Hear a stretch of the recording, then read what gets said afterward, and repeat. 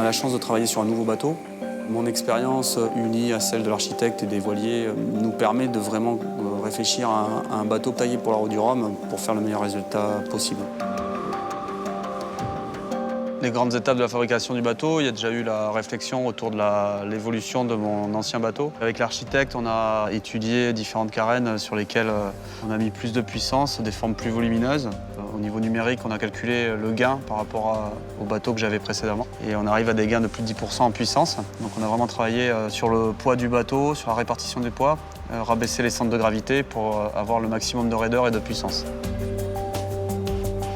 Ensuite, avec le chantier BG Race, on a fabriqué un mannequin, une préforme, pour faire une première coque sans moule, puisque c'est la première coque, hein, c'est la seule et l'unique pour l'instant. C'était important pour ne pas repartir sur des bateaux existants et essayer un peu d'avoir un bateau plus qu'ordinaire, on va dire extraordinaire, plus rapide et plus performant que l'ensemble des bateaux existants, quoi. Donc en fait, il y a les deux pièces, c'est les deux outillages qui servent à la fabrication du bateau. Ici, c'est le moule de pont.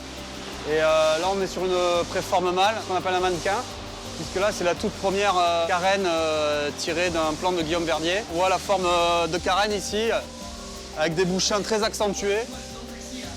On voit vraiment la coque du bateau, c'est vraiment des U hein, maintenant, des bateaux très très puissants, très larges, pour avoir le maximum de potentiel et de puissance, quoi.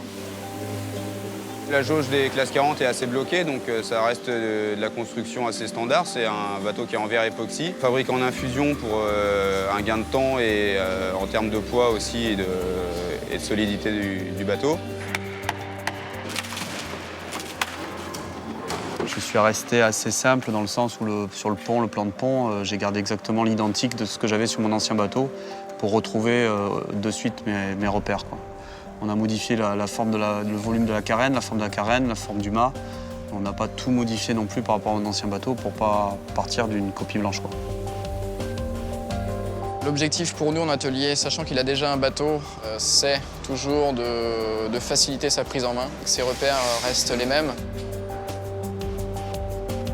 Je suis là pour discuter des points cruciaux. Donc il y a des choses que moi je veux respecter par rapport à ma philosophie, à la façon dont je navigue. Il ne faut pas faire d'erreur et on n'a pas le droit à des modifications après coup, quoi. Donc il faut vraiment arriver à cerner tous les paramètres technologiques de ce type de bateau, quoi.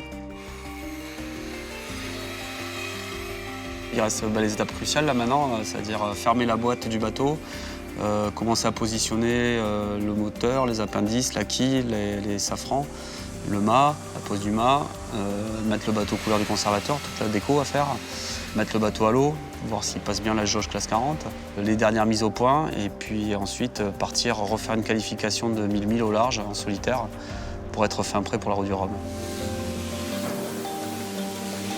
On arrive dans la dernière ligne droite. Tout le monde a à cœur que ce bateau aboutisse, bien sûr, autant eux que moi. Et donc en ce moment, il y a de la fatigue, du stress. Donc tout ça, c'est compliqué, mais c'est ce qui fait que l'aventure est belle.